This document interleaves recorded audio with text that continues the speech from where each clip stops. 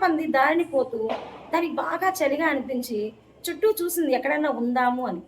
అక్కడ చిన్న గృహలో ఒక పాము ముడుచుకొని పడుకొని ఉంది.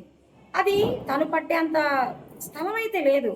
కాకపోతే ఆ చలికి తాళలేక ఆ పాముని అడిగింది, ఓయ్ నేను లోపలికి రావచ్చా అంది. తనకి పాపం ఇబ్బందే.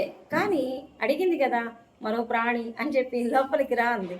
లోపలికొచ్చింది. అలా చాలా సేపు పడుకుంది. పాముకి చాలా ఇబ్బందిగా అనిపించింది. ఇక ఎంతసేపు పడుకోబెట్టుకుంటది అలాగా? తను ఇబ్బంది పడుతుంది గదా! తనది గదా! అన్న ఉద్దేశంతో మరి చాలా సేపటి నుంచి ఉన్నావు గదా! సరే ఇక వెళ్ళు. నాకు నీ ముళ్ళు బాగా గుచ్చుకుని నాకు చాలా ఇబ్బందిగా ఉంది అంది. ఓహో!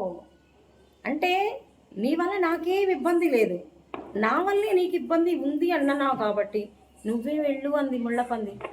ఇక పాము ఆశ్చర్యంగా చూస్తుంది. ఇదేంటి? ఇది నా స్థలం గదా! నువ్వు నా దగ్గరికొచ్చి నన్ను వెళ్ళమంటావేంటి? మరి నీ వల్ల నాకేం ఇబ్బంది లేదు. నేను హాయిగా ఉన్నా. నువ్వే ఇబ్బంది పడుతున్నావు కాబట్టి చెప్తున్నా. నువ్వే వెళ్ళు అని జెప్పేసి. మన జీవితాల్లో గూడా వాళ్ళ అవసరార్థమే వస్తారు. మననే ఎంచుతూ ఉంటారు.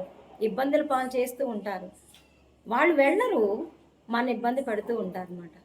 జీవితం అంటే ఇలాంటివే. ఈ కథల ద్వారా, ఆ పాత్రల ద్వారా మనం ఎలా ఉండాలి, ఎలా ఉండకూడదనేది తెలుసుకొని మసులుకోవాలి. Okay friends.